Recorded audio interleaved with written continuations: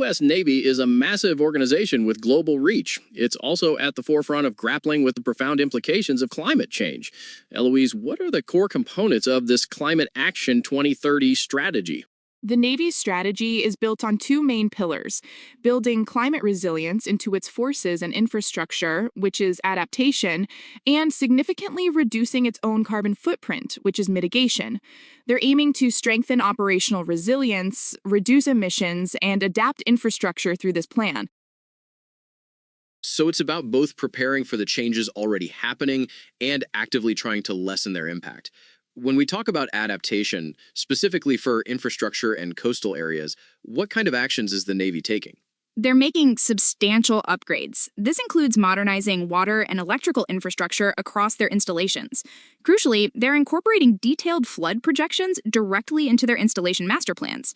Beyond just internal upgrades, programs like the Readiness and Environmental Protection Integration, or RAPI, are being used to restore coastal areas and stabilize shorelines.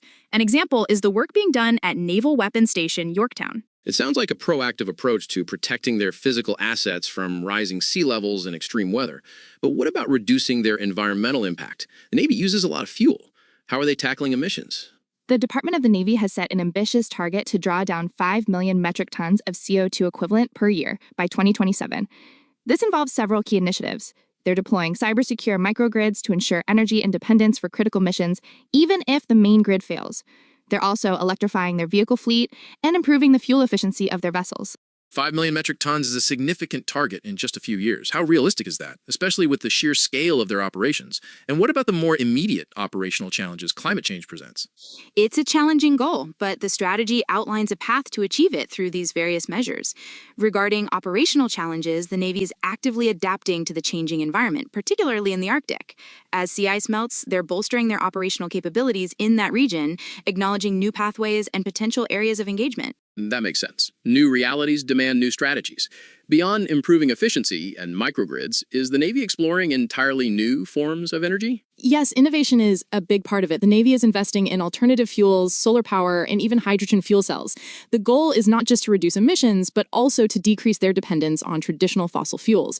This also has the strategic benefit of reducing the logistical burden in potentially contested environments, making their operations more agile. So the Climate Action 2030 strategy isn't just an environmental initiative, it's also deeply tied to national security and operational effectiveness. It seems the Navy views climate change not just as an environmental problem, but as a direct threat multiplier that requires a comprehensive, multifaceted response. Exactly. It frames climate change as a significant factor affecting everything from infrastructure longevity to combat readiness and logistical supply lines, making resilience and emissions reduction critical for their core mission. It's a fascinating look at how a major defense organization is confronting global environmental shifts. If you found this discussion insightful, share this episode with a friend. Is preparing for climate change by strengthening operational resilience, reducing emissions, and adapting infrastructure through its Climate Action 2030 strategy. Key actions include deploying cyber-secure microgrids for energy independence, electrifying vehicles, improving vessel efficiency, and utilizing nature-based solutions to protect coastal installations from flooding. Key initiatives for climate preparedness, infrastructure, and coastal resilience. The Navy is upgrading water and electrical infrastructure and incorporating flood projections into installation master plans. Programs like the Readiness and Environmental Protection Integration are used to restore coastal areas and stabilize shorelines, such as at Naval Weapons Station Yorktown. Energy security and emissions reduction. The Department of the Navy aims to draw down 5 million metric tons per year by 2027. This includes installing cyber-secure microgrids to ensure power for critical missions, even if the main grid fails. Operational adaptation.